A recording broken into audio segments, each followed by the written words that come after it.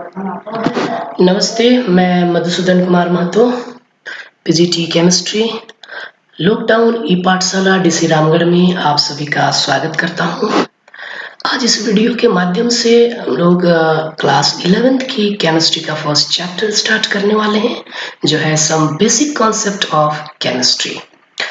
Basically इस chapter में chemistry के बेसिक टर्म्स को डिफाइन किया गया है। तो चलिए कुछ टर्म्स को आज हम लोग डिफाइन करते हैं और समझने की कोशिश करते हैं। इस चैप्टर का शुरुआत क्वेश्चन से है, व्हाट इज केमिस्ट्री? केमिस्ट्री क्या है?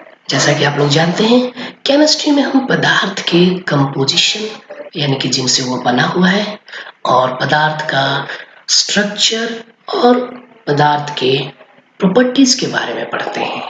यानी केमिस्ट्री में हम बेसिकली 3 चीज़ों का स्टडी करते हैं, कंपोजिशन, स्ट्रक्चर एंड प्रॉपर्टी। जैसे ये मेडिसिन ले लें तो हम जानने की कोशिश करते हैं केमिस्ट्री में कि यह मेडिसिन किन किन चीज़ों से बना हुआ है और जिन चीज़ों का से बना है उनका आणविक संरचना क्या है, यानी एटम या अणु जिनसे कि बना है वो आपस में कैसे लिंक्ड हैं, है ना। और फिर इसका यह डिजीज को कैसे क्योर करता है, यानी इसका इफेक्ट क्या है, इन सभी को समझने की कोशिश करते हैं। तो इसका मतलब है कि इस मेडिसिन की हम केमिस्ट्री को जानने की कोशिश कर रहे हैं। तो केमिस्ट्री को हम परिभाषित कर सकते हैं, डिफाइन कर सकते हैं। Chemistry is the branch of science that deals with the composition, structure and properties of matter. कोई भी मैटर ले लें, है ना, तो उनका यदि हम कंपोजिशन, स्ट्रक्चर और प्रॉपर्टी का स्टडी कर रहे हैं तो कहेंगे कि उस मैटर का हम केमिस्ट्री स्टडी कर रहे हैं। ठीक है, तो चलिए फिर क्लास 9 में आप मैटर के बारे में पढ़े थे, आज फिर से उसको रिकैप करते हैं। मैटर क्या है आपको पता है। मैटर यानी पदार्थ। पदार्थ वह है जिसमें द्रव्यमान होता है और जो स्थान घेरता है उसे पदार्थ कहते हैं। Anything which has mass and occupy space is called matter. ठीक है, तो ये हम पदार्थ के बारे में समझ गए हैं। पदार्थ की अवस्थाओं के बारे में भी आप क्लास 9 में समझ चुके हैं। पदार्थ की अवस्थाएं मेनली 3 होती हैं। कौन कौन है? Solid, liquid and gas. ठीक है, इन तीनों अवस्थाओं का निर्धारण कैसे होता है? तो इन 3 अवस्थाओं का निर्धारण निर्भर करता है पदार्थ जिन अणुओं से बना हुआ है, जिन कणों से बना हुआ है, उन कणों का अरेंजमेंट कैसा है। यहाँ हम देख सकते हैं constituent particle of matters in these 3 states can be represented as, यानी कि कण जो हैं मैटर के वो आपस में कैसे अरेंज्ड हैं उसको दिखाया गया है। यदि कण आपस में क्लोजली पैक्ड हैं, एक दूसरे से सटे हुए हैं, ना मजबूत फोर्स ऑफ अट्रैक्शन से जुड़े हुए हैं, तो वह सॉलिड होगा। और सॉलिड का एक डेफिनेट शेप होता है, एक डेफिनेट वॉल्यूम होती है और हमेशा सॉलिड रिजिड होता है। ठीक है, वही लिक्विड की बात करेंगे तो इसमें कंस्टिट्यूएंट पार्टिकल्स जो हैं यानी कण जो हैं, देखिए यहाँ पर ये जो कण हैं इनके बीच में खाली स्थान अवेलेबल होता है। ठीक है, सॉलिड के केस में कणों के बीच मिनिमम खाली स्थान होता है, मिनिमम वैकेंट स्पेस होता है। बट इस केस में, लिक्विड के केस में, they have sufficient vacant space to move, यानी कण इधर उधर मूव कर सकते हैं, इतना स्पेस होता है। इसी के कारण लिक्विड फ्लो करते हैं, है ना, इसलिए इनको हम फ्लूइड भी कहते हैं। और लिक्विड का एक निश्चित आयतन जरूर होता है, पर इसका निश्चित आकार नहीं होता है, यह कंटेनर का ही आकार ले लेता है। और जब गैस की बात करते हैं तो कहते हैं कि कणों के बीच का जो आकर्षण बल होता है वह नगण्य होता है, यानी थोड़ा सा गैस हमारे बड़े से कमरे में फैल सकता है। ठीक है, यानी कि गैस का न ही निश्चित आयतन होता है और न ही निश्चित आकार होता है। इसको हम देखिए यहाँ समराइज किए हैं कि solids have definite volume and definite shape, यानी सॉलिड का निश्चित आयतन होता है और निश्चित आकार होता है। दे आर रिजिड, यानी सॉलिड्स रिजिड होते हैं। ठीक है। रिजिड क्या है? जिसको हम प्रेस नहीं कर सकते, दबा नहीं सकते, ठीक है। अब चलते हैं liquid. Liquid have definite volume but not definite shape, यानी लिक्विड का निश्चित आयतन तो होता है लेकिन निश्चित आकार नहीं होता है। दे आर फ्लूइड्स, यानी कि वह बह सकते हैं, इधर उधर मूव कर सकते हैं उसके कण, ठीक है। उसके बाद gas, gases have neither definite volume nor definite shape. Gas का न ही निश्चित आयतन होता है और न ही निश्चित आकार होता है। एंड दे आर कंप्रेसिबल, उनको कंप्रेस भी किया जा सकता है। जैसा कि आप जानते हैं भोजन बनाने वाला एलपीजी गैस के बारे में, एक छोटे से सिलेंडर में 14 kilo 14 point something 14 point something KG gas को कंप्रेस करके डाला जाता है, यानी गैस को हम कंप्रेस कर सकते हैं, ठीक है। फिर आगे देखते हैं कि पदार्थ की जो ये तीनों अवस्थाएं हैं यह एक दूसरे में चेंज हो सकती है। कैसे चेंज हो सकती है? By changing the condition of temperature and pressure. यदि हम टेम्परेचर प्रेशर को चेंज कर दें तो वो एक दूसरे में चेंज हो जाएगी। यहाँ पर देख सकते हैं सॉलिड को यदि हम हीट कर दें, गर्म करें, तो वह लिक्विड में बदलेगा और उसको और ज़्यादा यदि हम गर्म करें तो वह गैस में बदलेगा। और इसका रिवर्स भी हो सकता है, गैस को हम कंडेंस करके कूल करके लिक्विड बना सकते हैं, है ना, और लिक्विड को फर्दर कूल करके हम सॉलिड बना सकते हैं।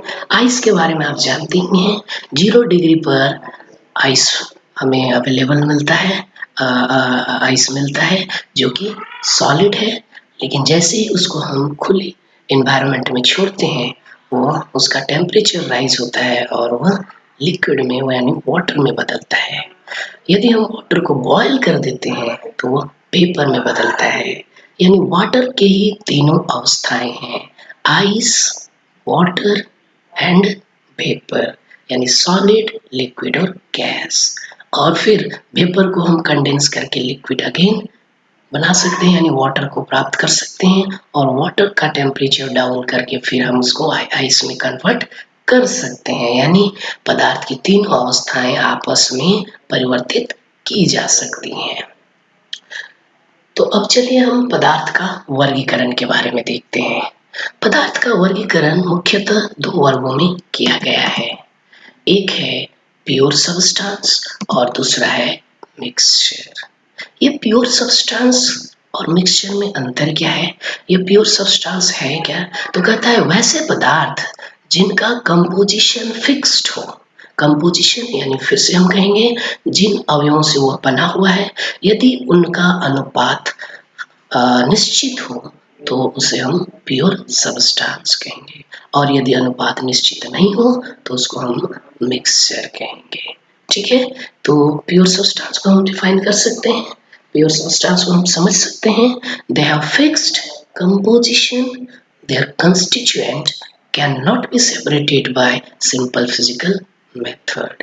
यानी कह रहा है कि प्योर सब्सटेंस में कंपोजिशन फिक्स्ड होता है और जिन अवयवों से बना हुआ है सब्सटेंस उनके अवयवों को साधारण विधियों द्वारा अलग नहीं कर सकते। साधारण विधि क्या?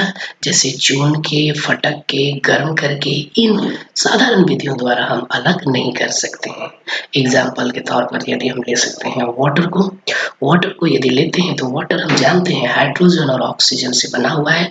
हाइड्रोजन और ऑक्सीजन के एटम्स 2:1 के अनुपात में होते हैं, रेशियो में होते हैं। उनको हम सिंपल मेथड द्वारा सेपरेट नहीं कर सकते। उसी तरह ग्लूकोज भी कार्बन, ऑक्सीजन, है ना, और हाइड्रोजन से बना होता है। तो कार्बन, हाइड्रोजन और ऑक्सीजन को हम अलग अलग नहीं कर सकते हैं सिंपल मेथड के द्वारा, ठीक है। लेकिन मिक्सचर के केस में कंपोजिशन तो वेरिएबल रहेगा ही, इसके अवयवों को भी हम आराम से अलग कर सकते हैं फिजिकल मेथड द्वारा।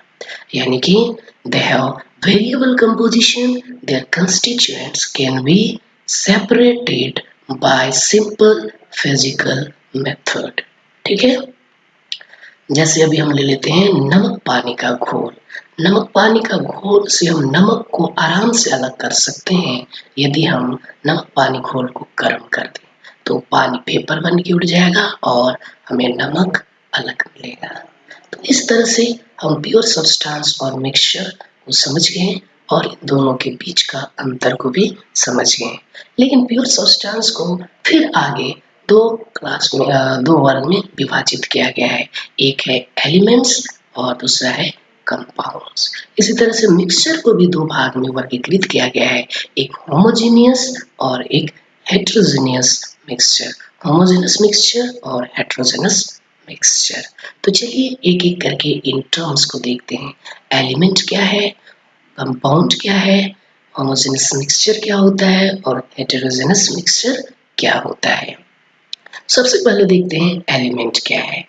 एलिमेंट शुद्ध पदार्थ है जो एक ही प्रकार के पार्टिकल से बना होता है। An element consists of only one type of particles. These particles may be atom or molecules. Example में लिख सकते हैं, जैसे सोडियम तो सिर्फ सोडियम ही उसमें अवेलेबल रहेंगे, कॉपर तो सिर्फ कॉपर के ही एटम अवेलेबल रहेंगे, हाइड्रोजन तो सिर्फ हाइड्रोजन रहेगा। तो इस तरह से एक ही प्रकार के एटम्स अवेलेबल हों या एक ही प्रकार के कणों से बना हुआ हो तो उसे हम एलिमेंट कहते हैं।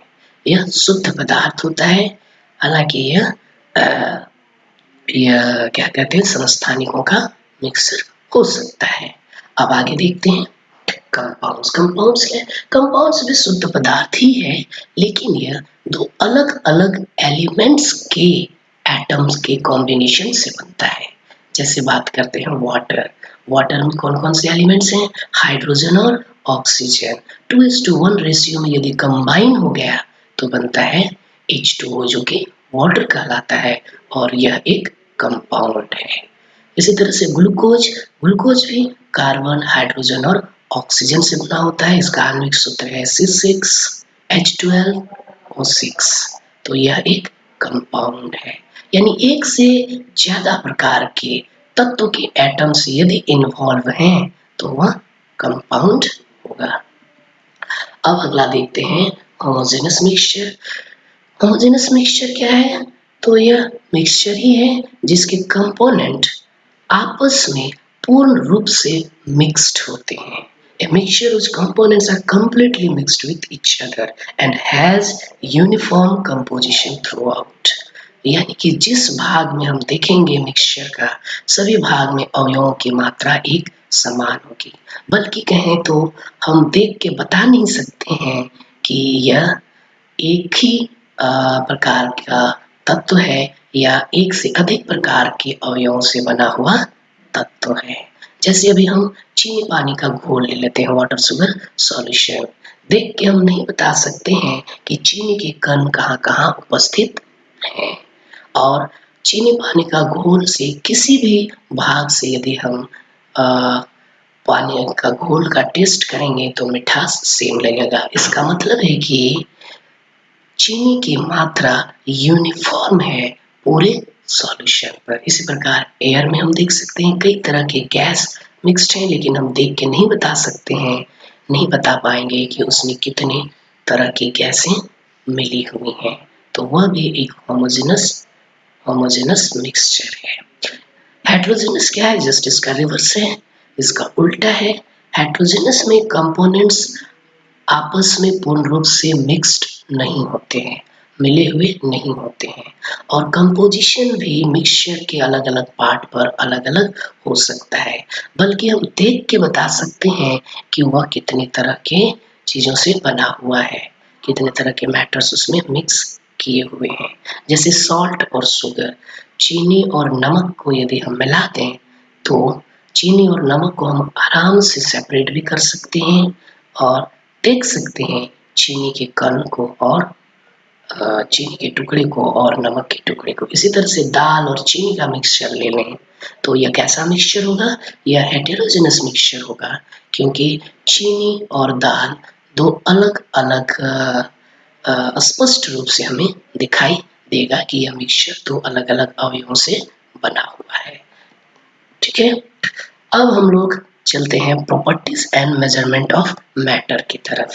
ठीक है, तो मैटर के प्रॉपर्टीज कितने तरह के हो सकते हैं इस चीज को समझेंगे, और मैटर का मेजरमेंट कैसे करते हैं इस चीज को अब हम लोग समझेंगे। तो जहाँ तक प्रॉपर्टीज की बात होती है तो प्रत्येक पदार्थ के गुणधर्म होते हैं। प्रॉपर्टीज यानी गुणधर्म, प्रत्येक पदार्थ के कुछ न कुछ गुणधर्म होते हैं और उन गुणधर्मों को बेसिकली दो वर्ग में विभाजित किया जाता है। एक है फिजिकल प्रॉपर्टी और एक है केमिकल प्रॉपर्टी। फिजिकल प्रॉपर्टी क्या है और केमिकल प्रॉपर्टी क्या है समझते हैं। फिजिकल प्रॉपर्टी वैसे प्रॉपर्टीज हैं जिनको हम मेजर कर सकते हैं, नाप सकते हैं या ऑब्जर्व कर सकते हैं, और फिजिकल प्रॉपर्टी चेंज होने पर पदार्थ का आइडेंटिटी चेंज नहीं होता है। तो फिजिकल प्रॉपर्टीज तो पदार्थ के कैसे कौन से गुण को फिजिकल प्रॉपर्टीज कहेंगे, जैसे पदार्थ का कलर यानी रंग, ऑर्डर यानी स्मेल, डेंसिटी यानी घनत्व, पदार्थ का आयतन, पदार्थ का क्वथनांक यानी कि बॉइलिंग पॉइंट, और पदार्थ का मेल्टिंग पॉइंट, ये सभी हैं पदार्थ के फिजिकल प्रॉपर्टीज। ठीक है, यानी कि फिजिकल प्रॉपर्टी किसी पदार्थ का यदि चेंज होगा तो पदार्थ की आइडेंटिटी चेंज नहीं होगी। जैसे वाटर है, वाटर की वॉल्यूम हम चेंज कर देंगे, 1 लीटर पानी की जगह में 2 लीटर पानी लेंगे तो क्या वाटर वाटर ही रहेगा, वाटर इथानॉल नहीं बनेगा। तो इसका मतलब वॉल्यूम जो है फिजिकल प्रॉपर्टी है।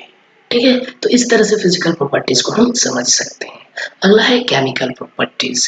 केमिकल प्रॉपर्टीज यदि किसी पदार्थ का चेंज हो रहा है तो इसका मतलब है कि पदार्थ अपनी आइडेंटिटी को लूज कर दे रहा है, यानी अपना जो उसका पहचान है उसको वह खो देता है।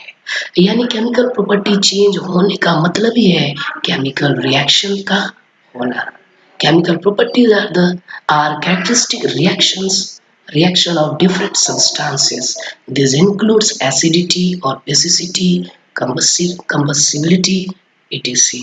Substances change their identity in chemical properties. तो इस तरह से हम प्रॉपर्टीज के बारे में समझ गए।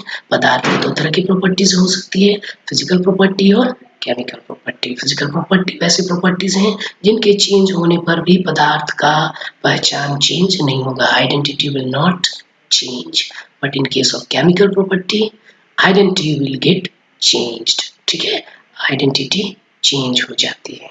अब हम देखते हैं मेजरमेंट की तरफ बढ़ते हैं। पदार्थ के बहुत सारे प्रॉपर्टीज हैं जैसे एरिया, लेंथ, वॉल्यूम, ये सभी क्वांटिटेटिव प्रॉपर्टी हैं जिनको मेजर किया जाता है और मेजर करने के लिए कुछ यूनिट्स का यूज करते हैं। शुरुआती दौर में साइंटिस्ट दो तरह के यूनिट्स का यूज कर रहे थे। There were two different unit system of measurement. एक था इंग्लिश सिस्टम और दूसरा था मैट्रिक सिस्टम। इंग्लिश सिस्टम जैसा नाम बता रहा है, इंग्लैंड या उसके आसपास या उसको फॉलो करने वाली कंट्रियों में जो यूनिट्स डेवलप हुए उनको इंग्लिश सिस्टम कहेंगे। और मैट्रिक सिस्टम यह ओरिजिनेट हुआ था फ्रांस में, इसको डेसिमल सिस्टम भी कहते हैं। हालांकि अलग-अलग सिस्टम यूनिट सिस्टम यूज होने के कारण कंफ्यूजन क्रिएट हो रही थी, इसलिए वर्ल्ड साइंटिफिक कम्युनिटी को फील हुआ कि क्यों ना एक कॉमन स्टैंडर्ड यूनिट सिस्टम दिया जाए, और 1960 में एक कॉमन स्टैंडर्ड यूनिट सिस्टम को स्टैब्लिश किया गया और वर्ल्ड कम्युनिटी के द्वारा, वर्ल्ड साइंटिफिक कम्युनिटी के द्वारा एक्सेप्ट किया गया, जिसको हम एसआई यूनिट सिस्टम कहते हैं। ठीक है, एसआई यूनिट सिस्टम ये क्या है, इसको हम the international system of unit भी कहते हैं। बेसिकली यह यूनिट 7 बेस यूनिट से बना हुआ है। इसमें 7 क्वांटिटीज को लिया गया है। कौन कौन सी क्वांटिटीज हैं यहाँ देख सकते हैं हम। यहाँ पर जैसे length, mass, time, electric current, thermodynamic temperature, amount of substance and luminous intensity. इनके सिंबल्स को भी दिया गया है और इनका यूनिट को दिया गया है। लेंथ का यूनिट क्या है, मीटर, और मीटर का सिंबल एम है। इसी तरह मास का किलोग्राम, किलोग्राम का सिंबल केजी है। इस तरह से इन 7 क्वांटिटीज का सिंबल को दिया गया है और इन सातों क्वांटिटीज का यूनिट्स को बताया गया है और यूनिट्स के सिंबल को बताया गया है। ठीक है। हालांकि कुछ और भी क्वांटिटीज हैं जैसे वॉल्यूम, डेंसिटी, स्पीड, इन सब यूनिट्स जो हैं, इन सब जो क्वांटिटी हैं, इनके यूनिट्स को हम इन्हीं सातों यूनिट से, जो बेसिक यूनिट हैं, इनसे डिराइव कर सकते हैं। ठीक है। यदि हम वॉल्यूम की बात करें तो वॉल्यूम के बारे में हम लोग जानते हैं, वॉल्यूम का फॉर्मूला होता है मीटर क्यूब लंबाई गुनी चौड़ाई गुनी ऊंचाई, और हम जानते हैं मीटर वॉल्यूम का फॉर्मूला होता है लंबाई गुनी चौड़ाई गुनी ऊंचाई, लेंथ ब्रेथ एंड हाइट। अब लेंथ के लिए हम जानते हैं मीटर होता है, तो ब्रेथ के लिए भी मीटर होगा और हाइट के लिए भी मीटर होगा, यानी मीटर मीटर मीटर यानी मीटर क्यूब। तो इस तरह से वॉल्यूम का यूनिट क्या हो गया, मीटर क्यूब। तो इस तरह से अगला क्लास में हम लोग इस तरह के क्वांटिटीज का यूनिट्स को डिराइव करने की कोशिश करेंगे। चलिए धन्यवाद। आज की क्लास में हम लोग इतना ही करते हैं।